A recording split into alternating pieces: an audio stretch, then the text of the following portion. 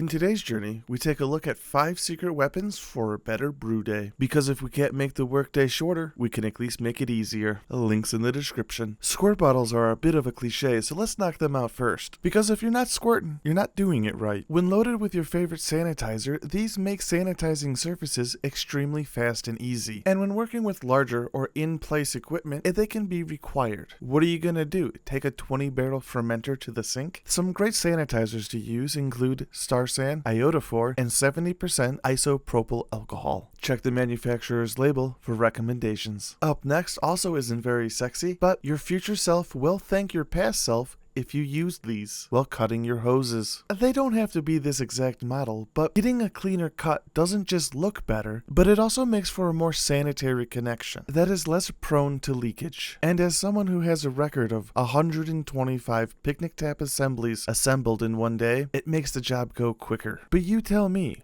which would you rather have on your kicking system? And maybe it is just a small detail, but brewing is a series of small details. And speaking of small details in series, this isn't just a thermometer, it's a data logger.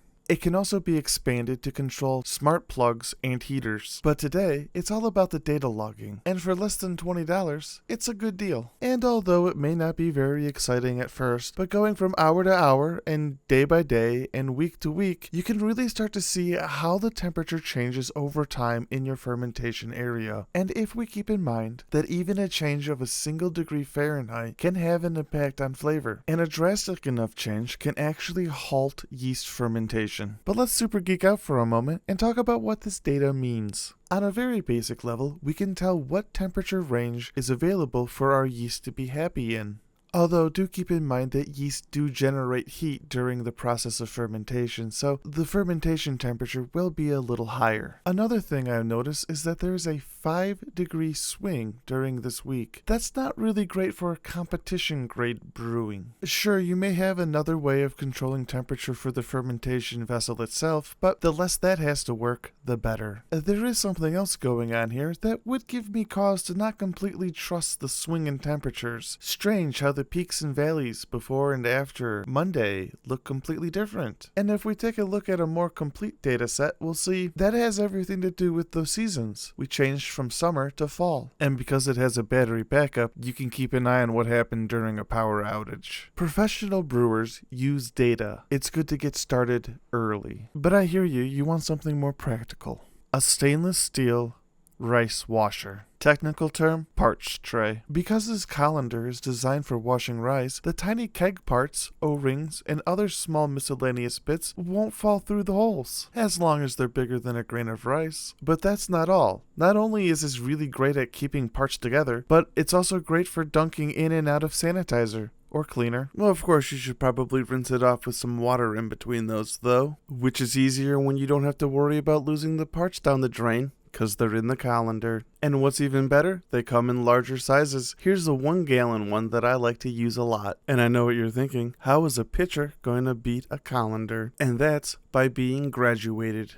And it swings both ways on the units, meaning instead of having to argue about which is better, you're just ready for both. But more importantly, these numbers are accurate and have been verified by weighing out a gallon of water, which is 8.34 pounds, or simplified to 1 kilogram per liter. But it gets even better for the detail-orientated, as the other side of the pitcher includes a handy-dandy conversion chart. I can think of at least 5 times where I've grabbed the pitcher to do a conversion because it was closer and faster than a phone. Clearly, one of the best uses for a pitcher like this is mixing up sanitizers and cleaners. That way you get the exact dilution you're after. Of course, you should do it more safely than Phil just did. But this is such a great and do-it-all vessel that if you keep your eyes open, you'll see it show up on other channels. For example, the Crafty Winers, where they like to use theirs for mixing recipes before pouring it into their fermenter. This helps ensure that everything is thoroughly mixed before proceeding. But this wouldn't mean much if the handle was unable to support the weight of a gallon. And it takes a bit of a steady hand, but as you can see, it is perfectly doable. And boy howdy does that spout pour smooth. So smooth in fact that sometimes I pour directly into a soda pop bottle. But hey, how about you let us know what tools make your brew day easier down in the comment section. And make sure you're clicking those links down in the description to help support us. And of course, as always, happy brewing.